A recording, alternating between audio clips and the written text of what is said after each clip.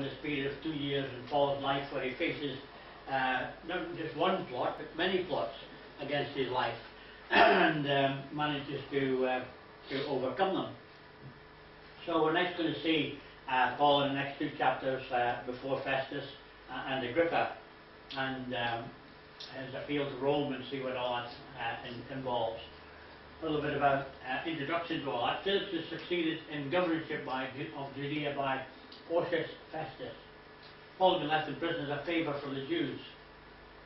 Now Festus had to decide what to do with Paul. The Jews tried to persuade him to bring Paul back to Jerusalem for trial, but Festus refused.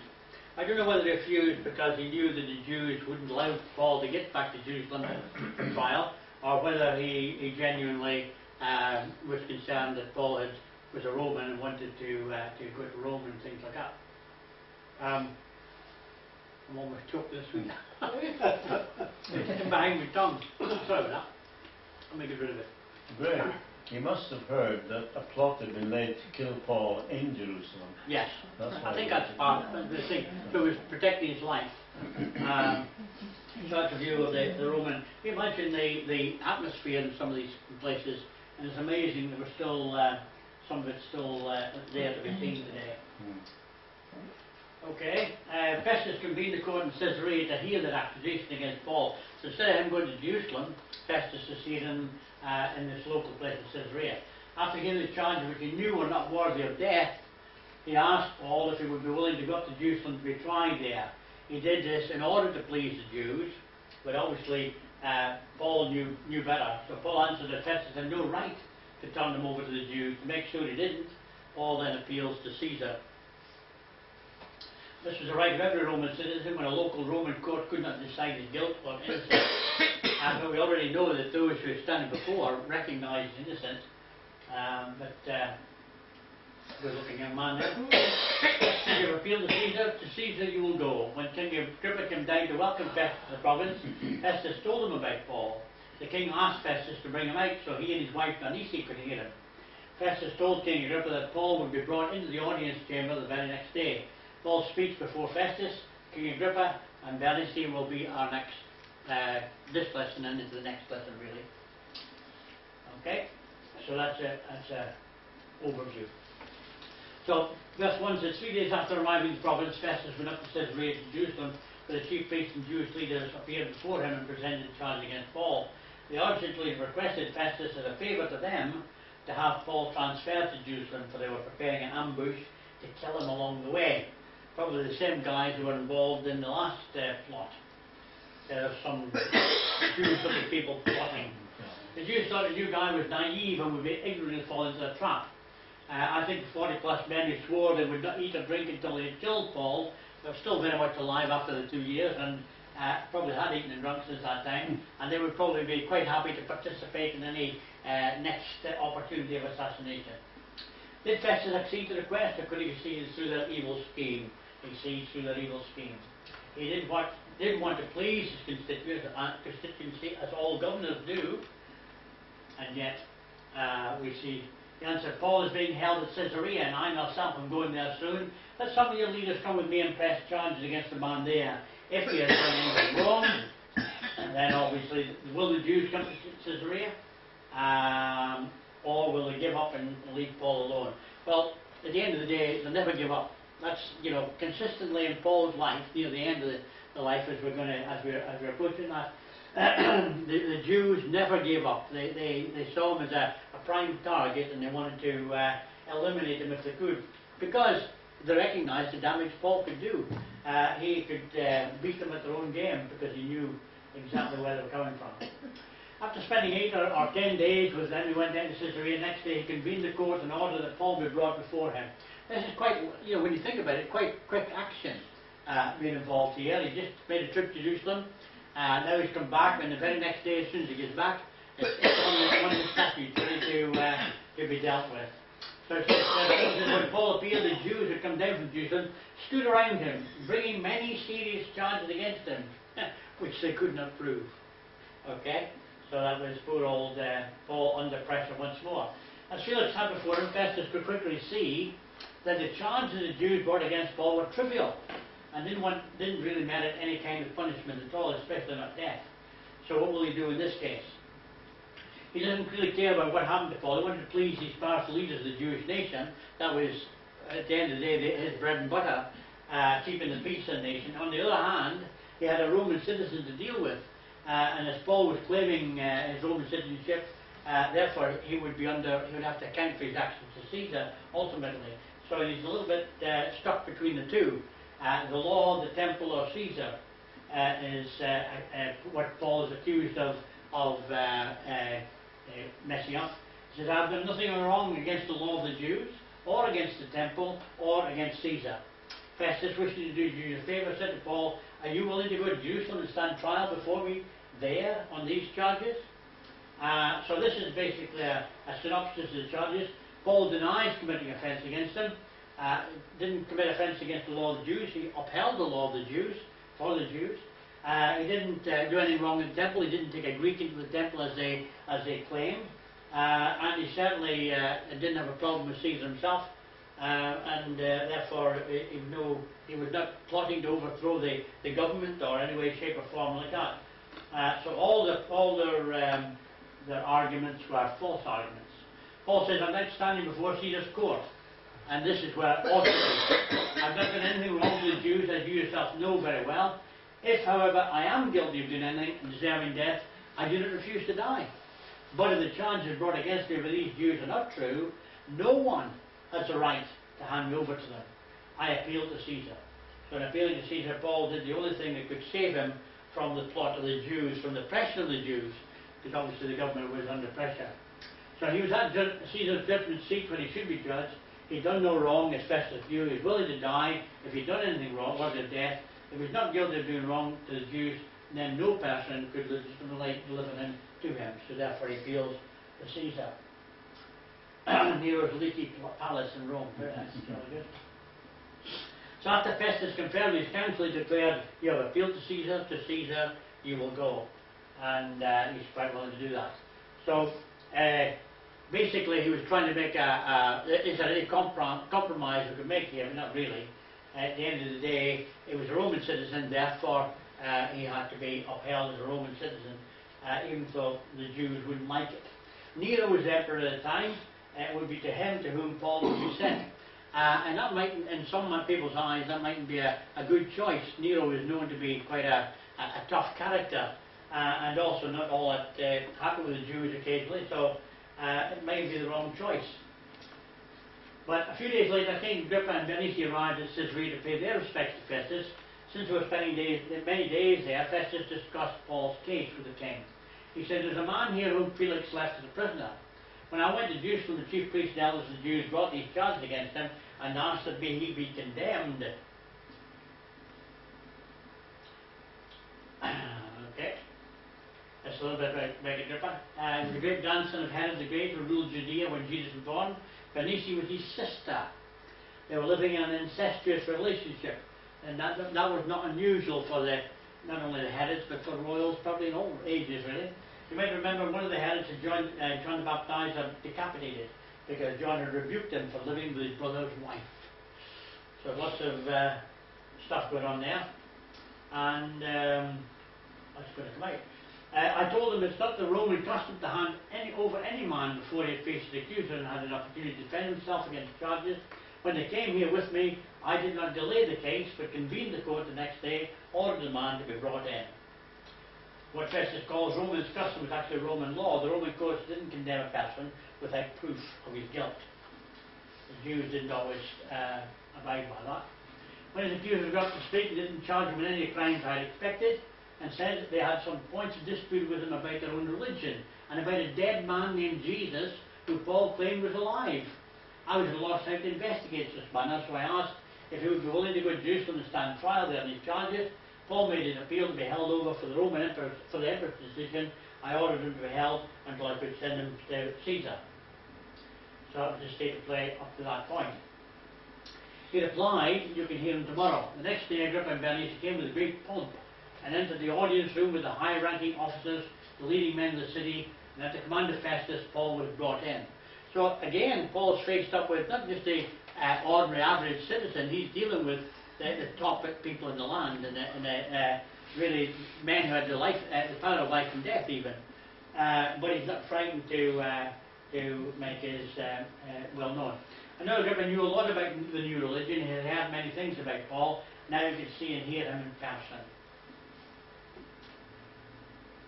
Festus said, King Agrippa and all who are present with us, you see this man, the whole Jewish community has petitioned me about him in Jerusalem, and here in Caesarea, shouting that he ought not to live any longer. I found he'd done nothing deserving of death. But because he had made his appeal to the emperor, I decided to send him to Rome. This passage is the whole chapter seems to be almost a repetition of stuff all the way through. As you get the court and one person explains to somebody else about just what's happened, the same thing appears time and time again. So he said, I've nothing definite to write in his majesty about him, therefore I brought him before all of you, and especially before you, King Agrippa, so as a result of this investigation, I might have something to write. For I think it is unreasonable to send a prisoner on without specifying the charges against him. So up to this point, he's confused as to, okay, you're going to go to Rome, you're going to face Nero in Rome, but what are we going to charge you with?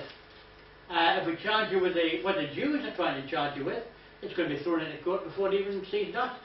So he's a bit confused as to what to do with Paul. Festus relied on the king to help sort out the specific charges, since the king knows more about the Jews and the religion than he does. Festus thinks it would not be wise to send Paul to the imperial court without the charges specified against him, if he could in any way ascertain them. But he would have to send Paul to the emperor, charged or no charges, because simply Paul had appealed to go there. And so his case would have to be heard. So it's an opportunity for both Festus and Agrippa to learn more about the way, or the church of Paul, the way as Paul called it. Here in Paul give another opportunity for Paul to preach the gospel. There's two things here. They're looking for excuses as to what to present as a case against Paul, and Paul takes every opportunity to talk about Jesus. Okay, so that's an interesting contrast. From his speech before Festus and Agrippa, according to chapter 26, we're going to learn more about Paul's conversion. So we'll look at that next week. We're not going to deal with this week. This will be the third time the story has been told in the book of Acts. We can also fill in more details about Paul's conversion from his statements and letters, such as Galatians 1 and chapter 2. So, the conclusion in this chapter then is that by the time Paul arrives in Rome, the personal service of the Apostle of Christ have been growing less and less important. The work that has already gone on, if they cut off Paul, if they killed Paul, the church now has grown to such an extent that even that wouldn't have the impact it would have had a couple of years before, because Paul has, in his missionary journeys, established congregations throughout all this area. So the church no longer depends upon the testimony of the apostles. Whatever these men do to Paul isn't going to count for that much, because he has done what he needed to do up to this point. You can see that. Many churches have been established throughout the Roman world, and many preachers and teachers are doing the necessary work. Paul doesn't need to be on the loose. He doesn't need to be setting up new congregations, because others are doing that as he stands here in prison for this 2-year period. So there are still inspired letters to be written, so that's going to be his next job. While he's in prison, he's going to take advantage of that. And we take advantage of that because we're reading, or will be reading, some of the stuff that Paul has written as we go through the New Testament. And any questions on this? Funny kind of, I didn't want to roll into chapter 26 because there's quite a lot in chapter 26. So I thought I'd just be a short study tonight, as I've just in 12 hours anyway. Any questions? It was quick, wasn't it, Goodness gracious me. You still got going on the telly or something? I've got lots to do, lots to catch up with. Graham, all that Paul had to say before Felix was Caesar Appello. That was a formal demand. Statement. It wasn't a request, it was a demand. Yeah. Caesar Appello. If a Roman spoke those two words, then the case was taken out of any local jurisdiction, and it had to be sent to. You think what would have happened? What would have happened to them? You know, like if they had sent them and there wasn't no charges like that? Well, technically that's what's going to happen. The charges that they're going to present even before Caesar are still going to be kind of Jewish charges, because the main charge they have against them, or the one put against them, is he's trying to bring the government down. He's talking about another king. But that just doesn't stand, because the king, and obviously Paul's talking about, is a king that's not interested in earthly government. He's interested in spiritual government. So there's no real... They were not really in a hurry to send him, No. because they had no real charges. They didn't have any charges that would stand up in the Roman court. That's why Paul was 2 years waiting to be heard by Caesar. Yeah. And in that time, Jews should have turned up from Jerusalem to testify against him, and they never came. But under Roman law, after 2 years, the case, if there's no accusations, the case falls apart. So that's why technically what happened, that's why he was released. Because there's no, basically, like Jesus said, who is it that accused me? The only problem is that anybody who went to Rome like that, any Roman who appealed to Caesar, was responsible for maintaining himself while he waited for Caesar to decide to hear him. So, so only very wealthy Romans could afford to do it. so any Roman could appeal, but he would have to, if he didn't have the money... In his own hired house, it says. Yeah. You'll come to that later, won't you? People come and looked after them, didn't they? People Yes. were allowed to come and see Yeah, it. it was like an open, not an open prison, but an open house where he was allowed to... house see arrest. People, yeah, invite people to come and see him and talk to him and stuff like that. So he utilised the time very well. But obviously... 2 years though. That's a long time. Substantial amount of time. And he had to maintain the soldier assigned to him to guard him. Yeah, it's fun. So that suggests, where did Paul get the money? The suggestion is that he inherited it. All right. From his family. That's, well, he must have come from quite a wealthy family. I don't think the church would have paid him, because he said at his first defence nobody stood by him. And this would be the first, would this be the first main one? Yes. Okay, interesting. But yeah, it's, I mean, you can... Money well spent, isn't it, protecting your own life? Yeah.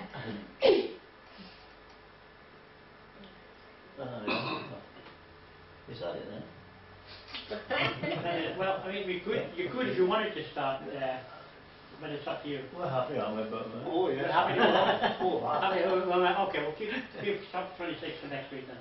But yeah, it's a funny kind of chapter 25. It's a linked chapter, basically. But I mean, the time involved is quite a long period of time. But basically, you just say the Jews come in and trying to get Paul to kill him, and it doesn't work.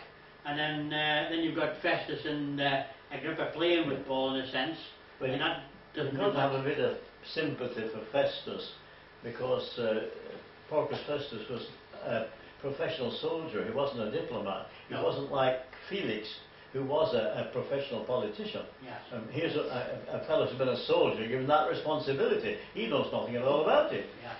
That's why he's hoping Agrippa can help him out with some tips, give him some tips how to deal with the situation.